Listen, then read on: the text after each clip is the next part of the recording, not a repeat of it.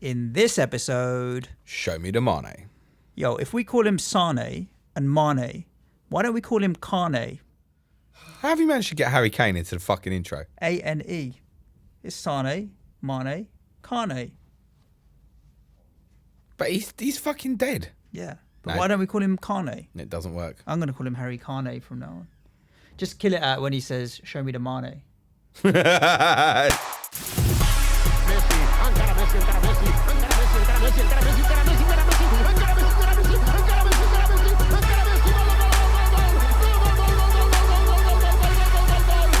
Fantasy Football Show. Hello listeners, welcome to episode 59 of Planet FPL, the world where everything revolves around Fantasy Premier League. Who are you? James. And I'm Serge. That caught me by surprise. I twisted it up today, intro. This is another early morning special. Thursday morning after double game week 35, and we've got a Friday evening deadline.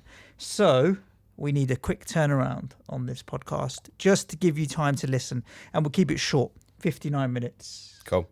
A game of five aside rather than the full 90 minutes plus Fergie time.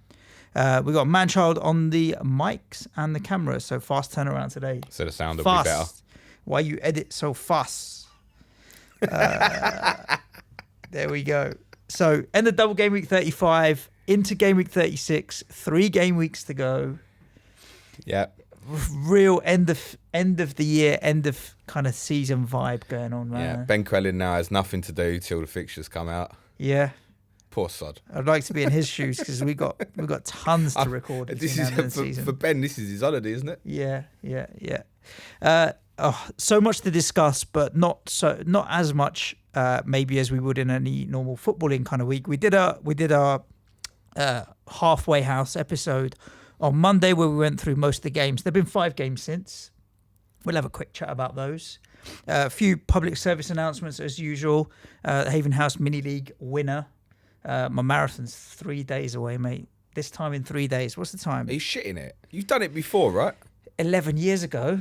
Fucking I was hell. a lot younger then, man. You skinnier? I was the same. I think I haven't changed. My body size hasn't changed for about 15 years. So, yeah, 11 years ago. I used to smoke then, though. So you did the marathon? Yeah. Wow. But now I don't. I haven't for like 10 years. But I feel fitter, but I was younger then. So it's like weighing it up, how we're going to get around. So yeah, a couple of public service announcements. We'll talk a little bit about Planet FPL Live, and then we'll get straight into your Twitter questions. Let's start where we always start. Double game week 35 is over. How did you do? I got a flake with that. 99. Yeah. 99 not out, but actually 99 and out. 99 minus 8. Okay, so 91. So 91 net. You missed the captain. I feel like everybody pretty much missed the captain this week. A few people had it on Sterling, but apart from that, I think most people were going to get captains were wide of the mark, weren't they? Sort of Jimenez and Son and that, and Aguero. Yeah. So KDB. If you got assist Aguero or Sterling, he's probably ended up a half decent result for you. A double game week feels a lot of the big scores feel dominated by really good defensive scores. Yep. Plus the odd differential in there, like Delafeo or Andre Gray, for example, Hotter. Yep. I'd take it. It was a 40k jump. I hadn't had a green arrow since about 2016. so I was What's quite your happy with overall that. rank now? So I'm up to about 209k, I think. 209. Yeah. So you're still inside the top 200 and 3 weeks to go. What's your ambition? 150? Which bit of 209k is inside the top 200? Sorry. Close to the top 200k. What's your ambition? 150? My ambition has to beat last year's rank now. I mean, look, if I nail a triple captain... Where were you last year in the end? I finished 190 odd. Okay, so just to beat last year would be good for you. In terms of if I was to have 3 average looking weeks, I would probably finish on a similar number of points to last season. So if I nail triple captain tomorrow night, then I could still have quite a strong finish and get towards top 100k. But I mean, that would be top. Getting inside the top 100 is probably a little unrealistic now. Making up maybe 10 to 15 points per game week is realistic. and so you could make up 40 to 50 points, which will be interesting. I ended up on 113 points, which I was very happy with. My highest ever game week total, beats my 112 from last season.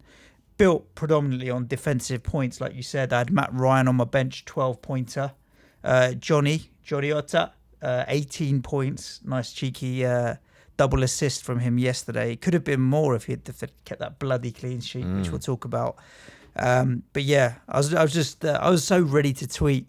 I don't have a Johnny problem tonight, boys. But I didn't do it. So yeah, Johnny came in really well. Laporte 2 clean sheets and maximum bonus points yesterday, so that's a 15-point haul. Laporte has claimed the double game week king of the season title, wasn't he? Yeah, well and truly, every double game week he's hammered it. Returned, and then a clean sheet from Robertson as well. Duffy came in with some points, albeit only 1 clean sheet, thanks to a late Ericsson goal. My Ryan and Duffy points could have been even bigger. Clean sheet from Lloris. Wow. So I had everybody gave me at least 1 clean sheet, and more than half my defence gave me 2 clean sheets, plus the attacking returns from Johnny, and bonus points spread around Ryan and Laporte. So yeah, more than half my points, 65 points of my 113. I haven't done the maths, but it's going to be around about there. Came from the defence. Missed on my captain in Jimenez. Nothing from Rashford. How many goals in your squad? That's a very, very good question. I think you've got 1. That's a very good question. I don't have my team open in front of me. I think Hotter. You got Hotter, haven't you? Hotter scored last night. I had 2. Sterling was an assist. Yeah. Son was fuck all. Yeah. Ward-Prowse and Valerie, nothing. Hazard, nothing. Rashford, nothing. Jimenez, nothing. Yeah, 1 goal. And how many points? 113 points. That's astonishing. I didn't even think about that, to be honest with you. Yeah, I get 2, Ericsson and Andre Gray. There wasn't that many going about, so. No, and I mean, in any game week where of the top 4 contenders, there's 7 matches between them. 1 win, 1 draw, 5 defeats. It's like that curse of 7th place has now become the curse of top 4. That's it? Yeah, well, I feel all right. But you guys are the only ones that managed to pull out a win out of the results. But everybody's like fighting to throw it away. The brilliant touch that there's been 7 games involving top 4 teams over this double game week and 1 win. Yeah, 1 win, 1 draw, which was Chelsea. And everybody else, Arsenal 2 defeats, United 2 defeats. Shame. It's what makes this game incredibly tough. I was looking at my last season score. So I scored 2,148 points last year. That's 180 points more than I have now. 3 game weeks to go. So 60, 60, 60 will get me to that same score. I finished 250,000, give or take. I'm 480,000 this year so far. So it's still quite a way behind. I think if I still get the same score as I did last year at 2,150, I won't be top 250k. It'll be more like 350k. I think if I hit a similar total to last year, I'll have a similar rank, oddly enough. I think. It's been a tough season, though. Yeah, look, it's getting a lot more competitive. FPL Connect sent out a great tweet, I think it was yesterday, saying about ranks and a lot of people being kind of, whether they're new or experienced, being a little bit intimidated to post sort of their ranks this year because the thing is, and I've said this so many times, when you go on Twitter, it feels like you're only seeing the good scores quite so much. So it's only the people you sort of know really well and they don't mind a bit of banter and stuff are really posting their poor scores, or the reliable ones who just always do it. It's like gambler's problem, right? You always hear my mate Richie always says to me about his brother everywhere. Oh, fucking hell, he had a £5 and he got that 300 quid return at the weekend. Yeah, that's the first time you've told me that since about this time last year. He had a loser every week in between the middle. You only hear about the winners, right? So it feels like that. We was looking at General's ranks on the way because he's in our Haven House League, and he reckons he's kind of completed the game now because he got a red arrow on his bench boost. He captained De Bruyne, didn't he? He wasn't alone. Very difficult. Fucking hell. His ranks in the previous 6 years are astonishing. 3 top 1,000 finishes. I think it's mental. 3 top couple of hundred finishes. Yeah. And I think his lowest rank in the top last 6 years was like 40k or something. Yeah. I think he's still beating you, by the way. Yeah. 100,000 Just to be clear. places. It's probably about 20, 30 points in it, but we still got a bit of time. Let's see what's going on. Let's talk about these 5 games that we've had since Monday morning. So the Monday night football was Chelsea-Burnley, a draw. When I saw Burnley go ahead, I thought, oh, here we go again. But because I had Eden Hazard playing in that game, and not a lot of people would have had a lot of assets in those games. No double game week for either of them. And people have been moving off Chelsea assets. Hazard was probably the only one that had any kind of serious ownership, maybe a couple of Chelsea defensive assets. Hazard's still tearing it up. He's chugging away with assists or goals consistently every week. He's still the only one in my team, and I'm actually considering holding him this week against Manchester United away. You told me I'm mad. No, I didn't say we were mad. But it's an obvious move to go to Sadio Mane. Correct. But I just feel like this game has been hyped up so much. This Liverpool-Huddersfield game has been hyped up so much. It's going to end up with Liverpool just nicking it 1 or 2-0, and that's that. Like, once they get that 1-0 or 2-0, minds are going to be on Barcelona, and they're just not going to smash them like they need to. I understand the flip side argument, and I know we're talking about Liverpool when we're talking about Chelsea-Burnley, but that's my one transfer, is that there's 6 goals in the goal difference between Liverpool and City, and if there's ever a chance to catch up the goal difference... He's not more than that. Sorry, it was 6 before yesterday's game. I think it's 8 now. I'm going to check that way of talking. I'm pretty sure I heard it was 6 before, and then now it's 8. I have a serious question for you. If you're going to hold Hazard and go to Mane, I want to... 8 goal difference. It's 8, is it? If they're going to try and catch up, I mean, Huddersfield is where you got to bang in 4-5. The chances of it coming to goal difference are pretty unlikely. What you're talking about here is City losing a remaining game and Liverpool drawing. Yeah. It's not impossible, but it's probably unlikely at this stage. You can't see either of them slipping up. No. I mean, what are Manchester City on like 10 straight wins, 11 straight wins? We're both sitting here with our triple captainships. Nope. Are you not got yours left? Oh, yeah. Leroy Sané, superstar. It's like when you know the answer to fucking, and you're just doing it to rub it in. I really forgot. Sorry. That was my question. And was going to be when are you using locked in Leroy Sané's basement again. I guess that doesn't fucking matter. Thanks for bringing all that pain back. Can you hold Hazard for this weekend? Yeah, of course you can. But I mean, it's such an easy move, isn't it? It is an easy move. But I feel like just everybody's going to do that. Everybody's going to have one of Mané or Salah or both, and Firmino, 2 out of the 3 and a defender. Or double defensive, but yeah. I don't have the money to make a move defensively to bring in Trent Alexander-Arnold. So. I said on Monday, like we had, my opinion was if you don't have the money, find the money. Yeah. For what you want. Like seriously, take a hit. I probably wouldn't take a hit for Alexander-Arnold because I think there's a rotation possibility of a problem now. But yeah, for one of the big boys up front, take hits. If you've got a free easy move, Mané to Hazard, I'd be making it all day long. Hazard, again, the beauty with Hazard, no goals, just 1 assist in a match with 4 goals, picked up 2 bonus points. Yes. And the way that United set up yesterday, and I don't think that you can say that that's how they'll set up against Chelsea, you're right, but with Darmian there on the right of a 3, or even Darmian at right back coming up against Hazard if he's playing off the left, Hazard could tear it up. Anytime Hazard could tear it up. If anyone's going to do well away at United from Chelsea, you'd think Hazard's going to be the man. So I just feel like it's not as clear-cut moving from Hazard to Mane. Okay, you're alone. It's fine. Yeah. I'll console you afterwards. Yeah, sure. No, I understand rank-wise. If you're looking to jump, then you need to do something different. The problem is, you see that 250,000 that you've jumped this week, you might fucking lose it next week. Yeah, quite possibly. But we're that close to the end of the season now, where I'm not getting top 100k, which is what I wanted at the start of the season. Let's have a bit of fun. I feel like keeping Hazard this week, and I may do that. I will have a bet that you don't. With who? Your mate Richie. with Manchild. Cool. You went to the Spurs game on Tuesday. Spurs won, Brighton 0. I was watching it on like text feed on the website. I was doing a few other bits and pieces at the time. Text feed, that was about as exciting as the game, mate. Oh, trust me.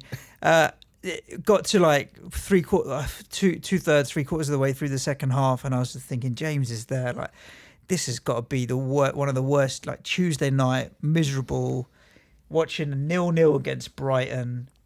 You probably felt like my missus felt when I took her to the Brighton game at our place. She just sat there and like, just bored out of her mind. Dull as dishwater. Is it because they set up with like 11 men behind the ball? I'm not sure if I've ever seen a team come and play as deep as that for as long as that.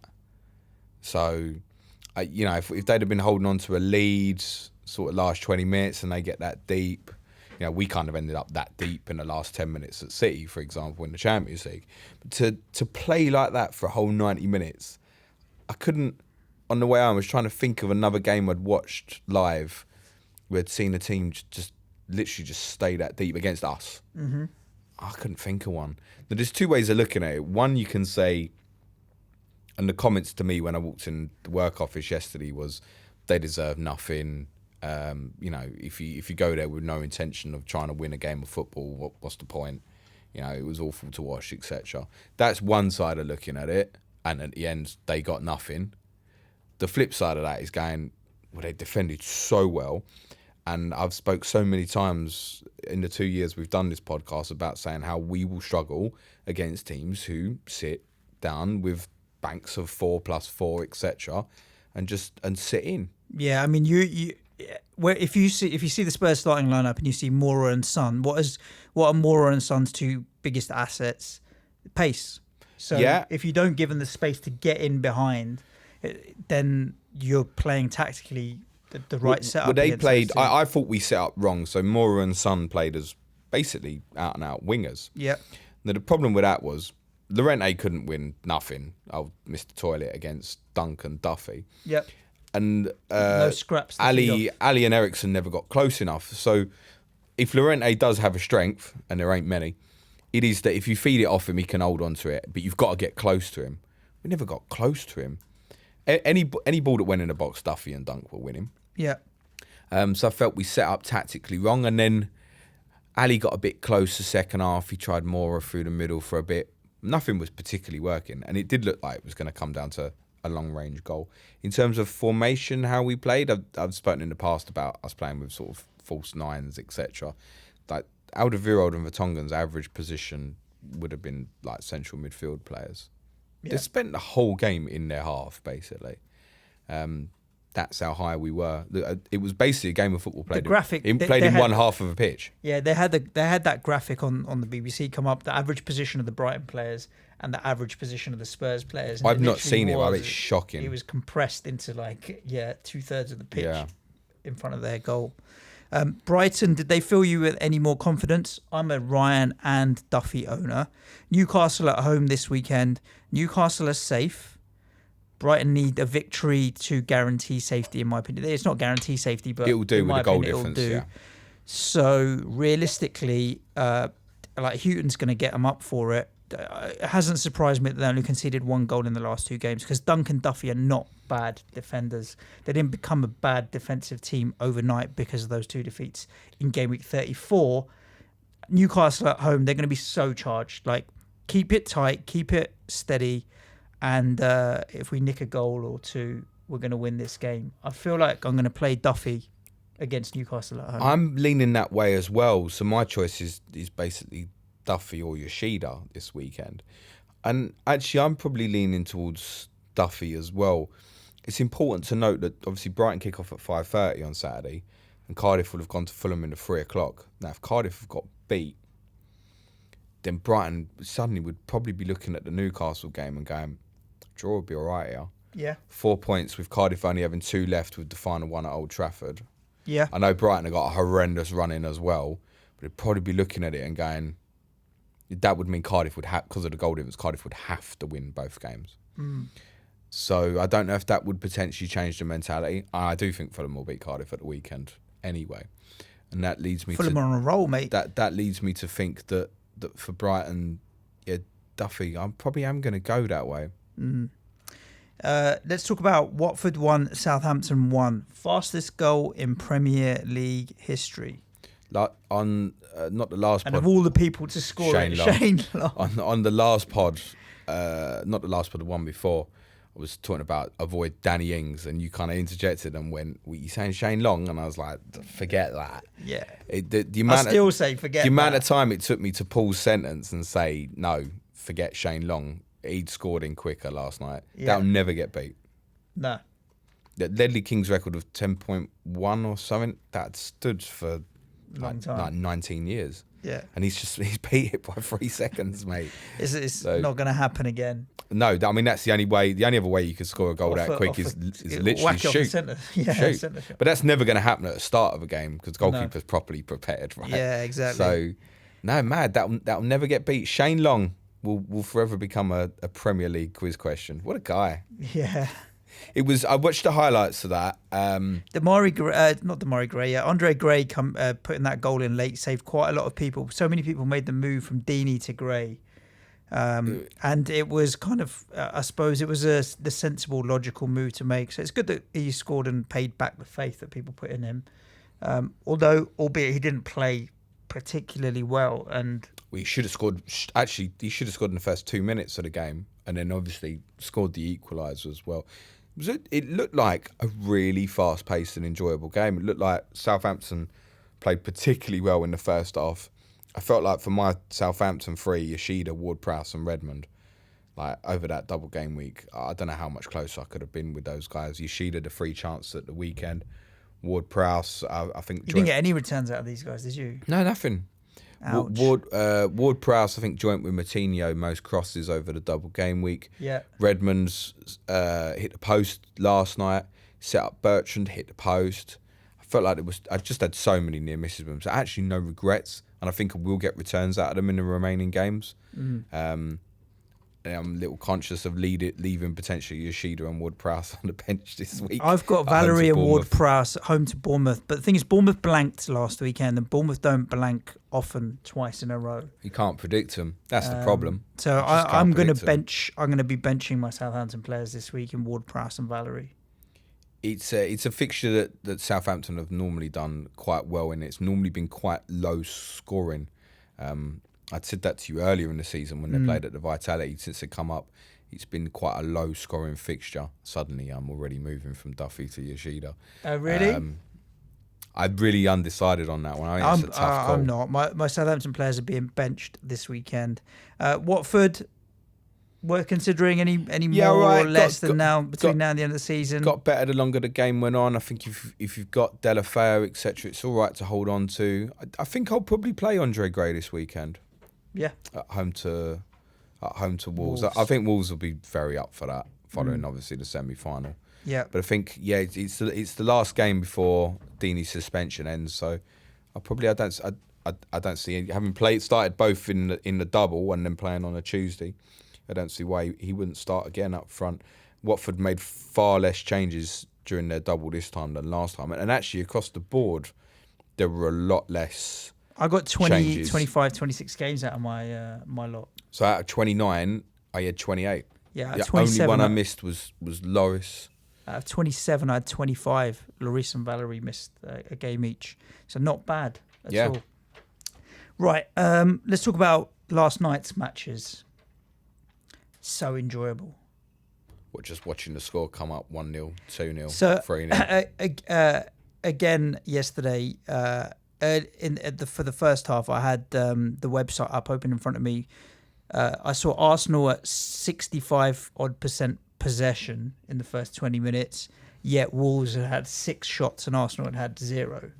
So I was like, oh, okay, fair play. And then Neves scores. Oh, wicked, yeah. Assist Johnny, lovely. Doherty scores. Assist Johnny. I was like, this is lovely. And then in the first half, Jota scores. I was like, this is all my Christmases coming in at once. If Jimenez had scored yesterday, that game alone would have been worth like 28, 30 points from 3 players. I mean, 2 defeats on the bounce for Arsenal. They're garbage away from home, aren't they? I'm just glad I don't have any Arsenal players. Yes, I'm just so happy. Missing Arsenal and United on this week for me. I don't think you got any either, have you? Or United. I've got Rashford. I've got Rashford, and I don't mind having Rashford based on yesterday's performance. Actually, missing out on them generally was quite. If you've got Aubameyang or Lacazette, you got a return at the weekend. But where was Aubameyang yesterday? Not even in the squad. He had a minor procedure or something. He might be available for the weekend. Apparently, it was literally that minor. What was it, like a toothache or something? Tooth extraction. It was interesting. Emery's on presser on Tuesday. He didn't want to give away that he was injured. It didn't have any benefits for them. Look, this is what we'll come back onto Arsenal. This is what Wolves do. Yeah, as we've said all season, that record of them scoring more points against the top six than the bottom six is now not going to be beaten with the fixtures they've got left. They are a good team. There's a lot that they need to. Next year they'll have a dip. It's inevitable, especially if they end up with an early season European start. Although the football they play will be very suitable for European football, and they would do well in it. But they will have a dip. Definitely that second season. Arse fans it's always harder. Yeah. I don't doubt that. Arse fans who've done it, you've done it. You know that yourselves. You've come up and finished like 10th, and then the second season you've been back in a struggle. Relegation fight. And I don't think Wolves will be back in a relegation fight. But I think unless they go and add depth to that squad again, they'll have a dip next year. And that might be like 11th, 12th or something only. But they'll have a dip. They've used, I think it's only 18 or 19 players this season.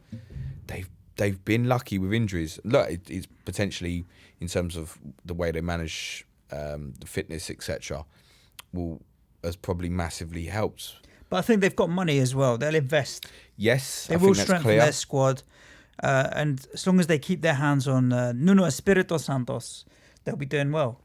The question mark for us now, I'm a triple Wolves owner at the moment. I'm not moving off them. I'm cool. I'm chilling. What happens next season? Because Jimenez isn't going to come into the season at fucking like £2.50 or whatever he started this season at. Jota, will he stay as a midfielder or will he move further forward? But if Jimenez comes in at 7.5 million, you're buying him, right? Yes. And Jota, again, even if he's at 6.5, 7 million, he's a real consideration all of a sudden. Yes. So price-wise, I'm really they're probably one of the teams that I'm really looking to see what are they going to be priced at. Their defence was all under 5 million. Are they all going to be under 5 million next season? Doherty's, Johnny's, Bolly's? Jimenez. They'll probably be one of the biggest jumps in price. Yeah, of course they will, because they've come into the season as an unknown, just got promoted, and generally they'll be underpriced because they are unknown, and in terms of ownership they'll be quite low at the start. Yeah. And now they're going to be treated as what they are, which is a challenger for European competition. So your Bollies, etc., are going to be at least 5. Doherty and that are going to be 5.5. Yeah. 5.5, I would have thought. Jimenez, I would suggest you're probably talking minimum 8. And Jota 100% will be classified as a forward next season. You think so? Yeah, 100%. Purely based on in pre-season, a lot of the Twitter universe will remember that the official account picked up a Wolves team in pre-season and went, Jota playing out of position up front again, and Wolves' official account tweeted them back and basically went, we ain't the fucking dickheads who registered him as a midfielder. Yeah. So I think FPL Towers are well aware that they got that wrong, and he'll be... The only benefit of him moving to a forward is he might stay at a similar price. He might stay at sort of 6.5. Bradley thought he was unbelievable. Our Wolves correspondent. He does brilliant again. He does last have a little night. crush on Jota, quite understandably. He has a Superman love. I had a little crush on Bradley yesterday because Wolves bringing me in all of those points. I was like, Bradley, I love you and your team. Wolves done well for me. Let's talk very briefly about the Gooners. 2 of their last 3 are away from home. Leicester and Burnley away from home. I'm not considering going anywhere near them between now and the end of the season. Nope. Nothing. No one. No. Nope. I mean, if you even look at the home game, that's what you need to play for, really. Look at the home game, got left Brighton. Brighton could have something to play for. Well, it's the game week 37 game, so if it's not done and dusted this week, they're going to go to Arsenal and going to play exactly how they played at Spurs, which actually Arsenal will be better at opening them up at that than us because of Aubameyang, Lacazette. I mean, look, my team's third in the league and we finished the football game with fucking Llorente and Janssen up front. We've now gone from toilet to toilet and portable toilet. Portaloo. Yeah, that one. No, I wouldn't be considering Arsenal. And it's still in Europa. I think they'll win the Europa, actually. They got a good chance. But Valencia isn't going to be easy. No, it's not. I think the final, that'll be Arsenal-Chelsea. And I think on the day, Arsenal, with a bit of a few days break, will have too much intensity for Chelsea, as we've seen in You've been to the league game Valencia? at the Emirates. I've never been to Valencia, unfortunately. I've been to Valencia. It's a great city. And it's awesome. Valencia's a really, really top place. You ever heard of La Tomatina? Who's you play for? No, it's not a fucking player. So there's a place called Buñol, we'll get sidetracked here, which is about an hour away from Valencia. And every August, it's the last Wednesday in August or something like that, they have the world's biggest tomato fight. That entire region is famous for growing tomatoes. This little village has about 5,000 residents or something. On this one day, about 50,000 people turn up in this village. And they drive these big dumper trucks through full of tomatoes and just lamp them all on the streets, and people just have a massive fucking tomato fight. It lasts for about an hour in the morning, and then they go down to the beach. Everyone, the fire brigade are there hosing everyone off. Siesta and come back. Then they have fucking barbecues and beers and stuff. But Valencia's the nearest biggest city, so everyone goes to Valencia, and then they do buses into Buñol for La Tomatina. And I went probably 9 years ago. Fucking amazing. I might even go again one day soon. Meanwhile, in the UK, we do things like falling down hills and rolling down hills. Yeah. But Valencia is one of my favourite cities. So any gooners going out there, you're going to have a good time for sure. In terms of top four race, just briefly, because I did mean to mention it on the Spurs game. This is really important. Obviously, note Son is suspended for the first leg. Yeah.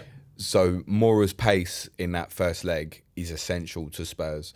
I would suggest if you're a Lucas Moura owner, he probably will not start this weekend.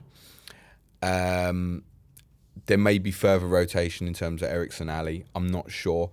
But obviously Spurs go first out of the challengers this weekend. And obviously if we win, it very nearly puts it to bed. Yeah. If you anyway. Then there's the other space up. If we win Saturday and Arsenal fail to win on Sunday, essentially we're done, we're in. It would just take a monumental change in goal difference. And then importantly, for the Bournemouth game, is sandwiched obviously in between the two legs, you might see ridiculous rotation. So I would strongly advise against buying Spurs assets this weekend. And I know quite a lot are thinking about captaining or triple captaining Son this weekend. It's the Planet FPL derby. It's very unlikely to be high scoring. Yeah, I just don't. And I think a lot of people are considering it purely based on the decision that everyone knows that Son will actually play this weekend. And my advice is don't be clever about it. This is look, on paper you'll beat us, and you have a better team on paper. I just think this is one of those. We're coming to your new stadium. It's just going to be up for it. We're just going to be up for it. You'll be massively up for it. I would right now take 1-0 and be in shit because I've got more important things to deal with afterwards.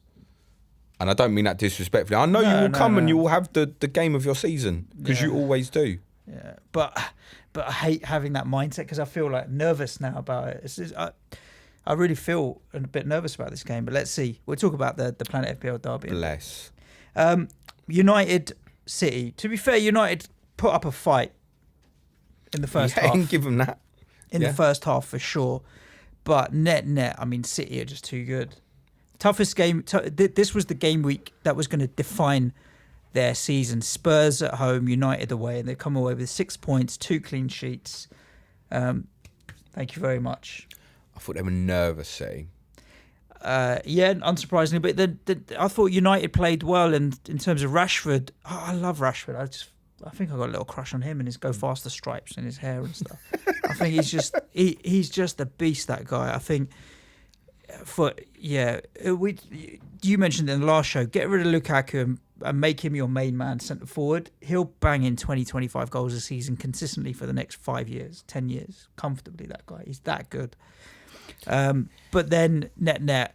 He'll need a better midfield behind him. I know that's that. the thing. Yeah, I mean, Jesse Lingard tried his best, but they always look a better side when Lingard plays, in my opinion. Yeah.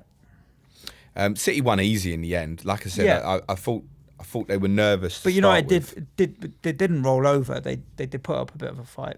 Had their chances. Lingard could have equalised at 1-0.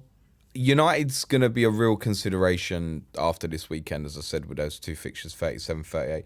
We'll have an article later coming up, which I've read from Is My Cat Playing, on the possibility of considering United players for a triple captainship in 37 or 38. It's a very good read, and there's lots of pointers there on United and where they're at currently. The advice is probably don't.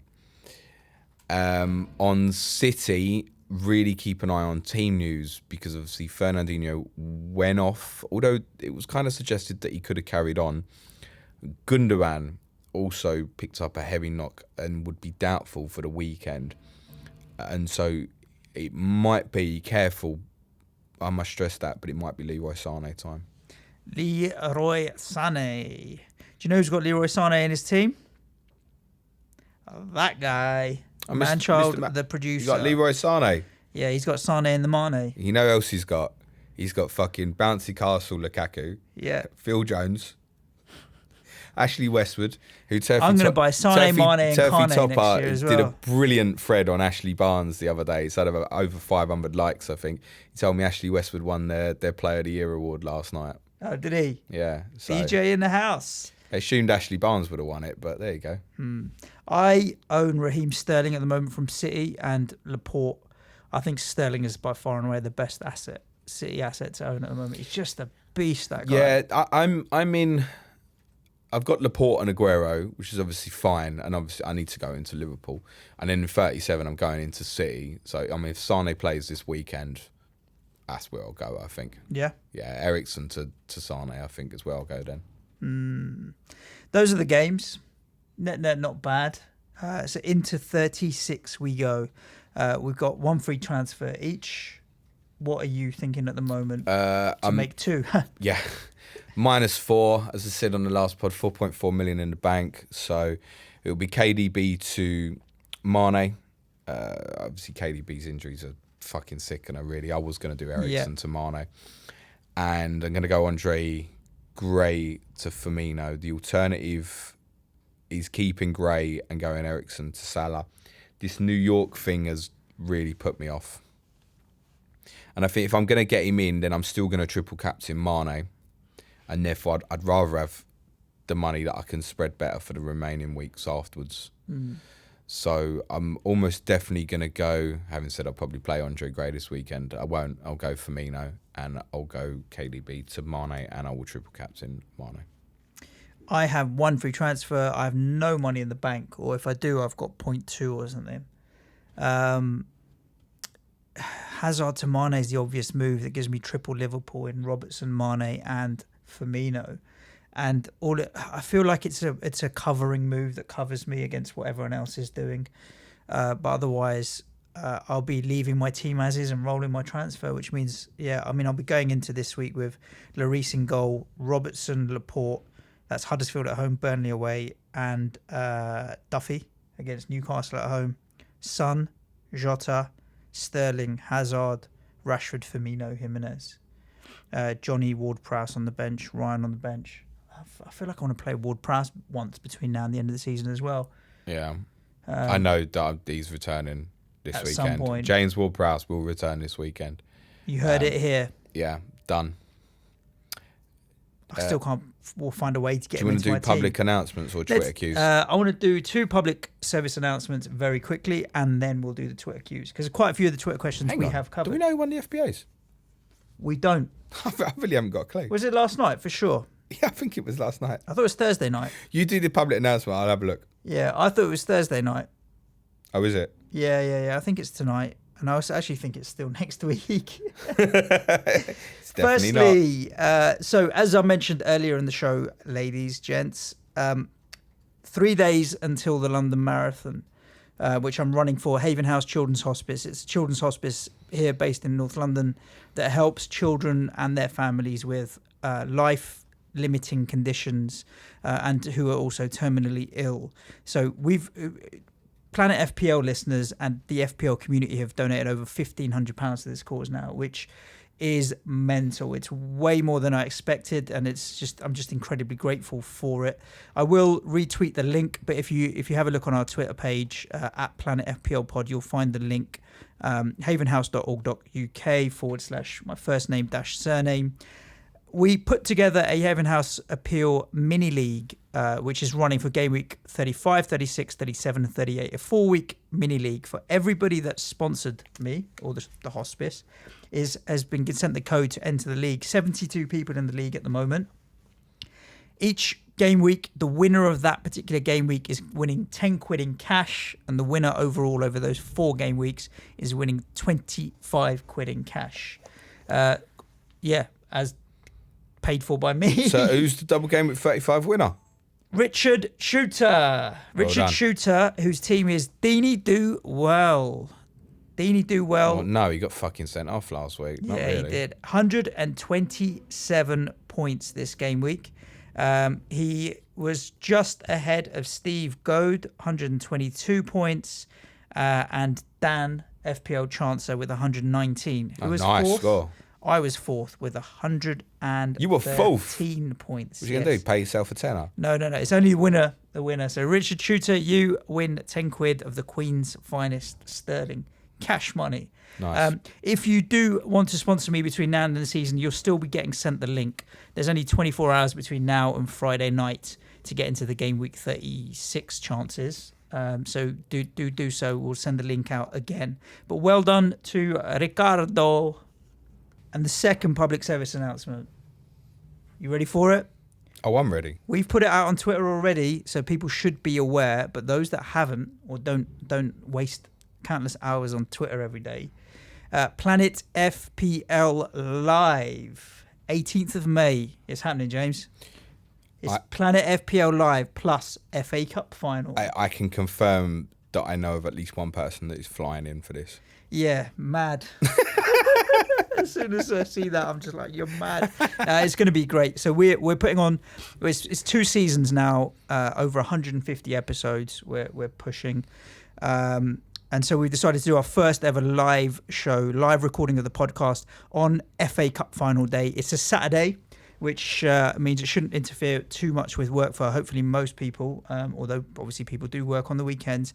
It's at the Editor's Tap in Holborn, central London. It's going to be, the pub will be open from whenever, but we're opening our doors from 1 o'clock. Live show 2 till 4 in the afternoon.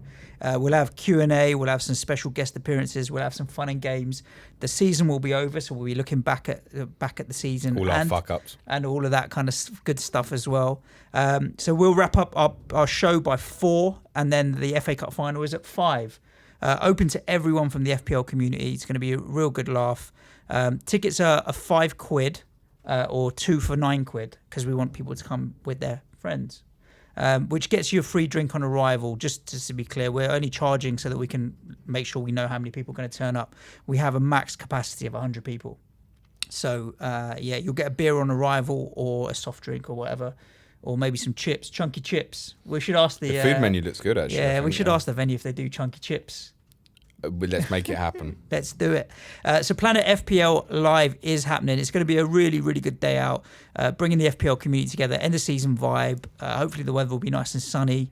Let's do this. So do look out on Twitter where we'll be sharing the links to where you can get tickets from within the next kind of 24 hours. We're just finalising the last couple of bits. But it's happening, Planet FPL Live, and let everybody you know about it. Let's do it. Shall we? Let's do a few Twitter questions, shall we, before we wrap up? People don't have long before the game week deadline, so we don't want to give them a 2-hour podcast. Short and sweet. Where shall we start? You got 10 minutes. As always, because of your superior Spurs knowledge, we get a lot of Spurs questions coming in. How likely is Eriksen to be rested game week 36? Is it worth... There's two parts to this question. And is it worth taking a -4 hit to remove him? Question from? That's coming from FPL Devotee, at Devotee FPL. Not worth a hit to remove. It might be in 37 if we've already got it wrapped up. Eriksen, see, the thing with Christian is, and again, I'll repeat what I've said the last few weeks, he's not playing well.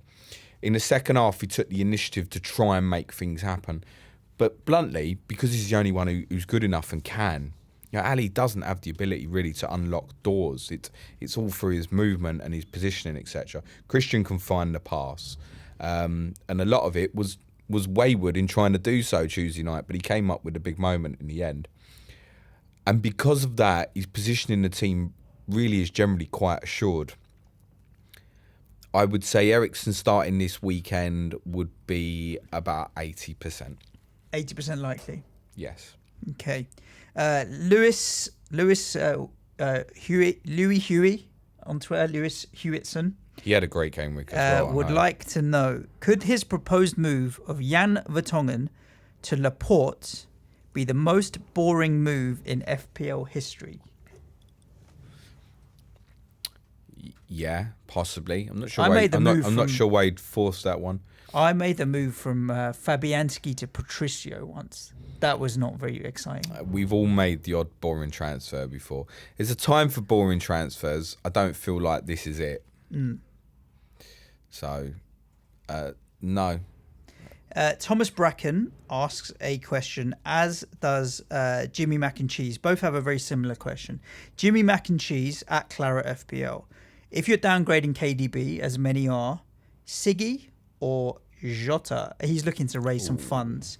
And Thomas Bracken says, hi, Surgeon James, what to do with KDB? I'm thinking of taking him and Eriksen out for Sterling and Mora for a -4. Already have Son and Mané. What do you think? So he's going more sideways there, or actually upwards, to be honest. Sterling is more expensive than KDB.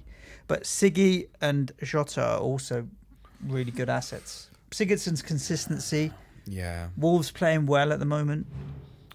I'd be tempted. That's a really tough call, and the fixtures don't work out great in terms of they've both got a difficult 38 away game. Although for Everton, Spurs might have literally nothing to play for, hopefully, by the time it comes around. But I'd be tempted to go with the sort of 1.1 million cheaper player there and hope he does the business, particularly in game week 37 against Fulham. Yeah. Particularly in home games, he's doing really well, Hotter, and they've obviously only got the one left that's the same for Everton. It's a tough call. I think I'd go for the cheaper one, though. Yeah. In spite of everything I said positively about Sigurdsson on the last pod, Sigurdsson's he's a keeper, isn't he? I don't think it's a go and buy now with 3 games to go, suddenly thinking after 35 game weeks. Siggy's already penciled his name onto my 2019-2020 team sheet. And obviously that 1.1, if it's to raise funds, is going to give you a little bit more power for the moves, isn't it? So. Yeah. Torfig El Sharif. Hi, guys. You were shitty on your captain strategy, Jimenez, in double game week 35. But I'm hoping you'll hit it this time. If you listen to this show for any FPL advice, you're mental. So it's your own fault. Well done. You've just called every listener mental. Well done. They're mental if they take our advice. Oh yeah, that's true. They're not mental for listening. This is a good use of time. I'm going to ask the question anyway. Who to triple captain, Mané or Firmino? You're going Mané. No thoughts of triple captaining Firmino based on the stats I said on the last pod and his low numbers against those sort of teams. Of course, look, he could get a trick on Friday night. Of course he could. Yeah. In terms of the failed captain pick, show me someone who had a great captain pick this weekend that wasn't someone called Delafeo. And I mean, really? So, we all failed. Yeah. Right, David at blurryface_08. Should I keep Hazard? Not if you can get Mané. Suj. It's not as clear cut, yo. No? It's not as clear cut in my mind. Okay. Okay. Everyone wants... This week revolves around KDB replacements. Is it worth a -4 to drop KDB and Toilet to Babel and Kuhn? I mean, at this point... Like that as a move? At this point, it really is. Do what makes your heart happy. Yeah. Do you know what? It's very, very true. In 3 game weeks, you're going to be left looking at the same team for 6 weeks or so. We're fucked again, mate. No, the pod is still recording, but if you're watching on YouTube now, you're going to see a still of our face or something. Because Put a still up of yourself. Yeah. No, make sure at the end of the season you're enjoying what you're looking at, because nothing worse, and I did this last year, I had 6 weeks or so till they relaunched the game of looking at my game week 38 team and going, I fucking hate it, hate it, can't do nothing with it. Enjoy it, get players in that you want between now and then. I'm telling you, you don't want to be looking at the end of game week 38 and looking at your team and seeing Fernando fucking Llorente in it. Right? Nah, I don't that's care. True. At Potent Differential, Son triple captain home to West Ham. No offence, Serge. Well, you'll be living up to your name, Potent Differential, if you really went with it. It is a differential pick, really, but it's not one that I like. No, don't do it. Okay, better odds. Liverpool winning the Premier League or Liverpool winning the Champions League? Oh, I wish I'd had a look at the odds. I think he's not actually asking for us to figure out whether it's 2-1 on or 3-1 on. No, I did do the job for long enough, though. What have they got more chance of now? Yeah. Probably the Champions League. Barcelona standing in their way. Yeah, but then if they get to the final, they'll be favourites whoever they play. And if City win at Burnley, I think call it a day, mate. Yeah. And one final question coming in from Ronan Mehigan.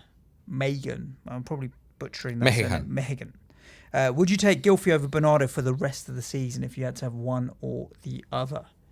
With the injuries that City have, you think Bernardo's pretty much nailed in between now and the end of the season? Yeah, I think his attacking returns are rubbish though, and Gylfi's now scored 14. Just be conscious when you do that move that you're stuck with it.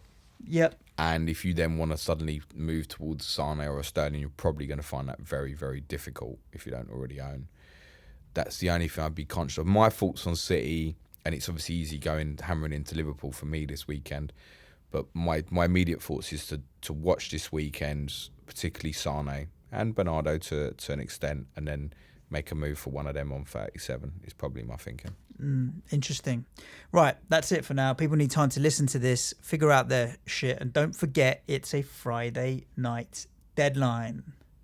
And also probably the biggest game of the game week's first up this time round as well. So... you could have a lot. I'm looking forward to seeing Twitter Friday night, Saturday morning. I don't think there will have ever been a game week before where there'll be so many captaincies already in the first played game. so early. Yeah. True. It'll be interesting. So thanks again for listening. We do appreciate all of the reviews and likes and support and feedback that we get on Twitter and all the rest of it. We really appreciate it. If you do have any questions, you know where we are at Planet FPL Pod. We try to reply. James tries to reply to as much as we can. But other than that, kick back, relax, make your transfers, and enjoy game week 36. Ciao for now. Cue music, man. Ciao. Good luck, everyone.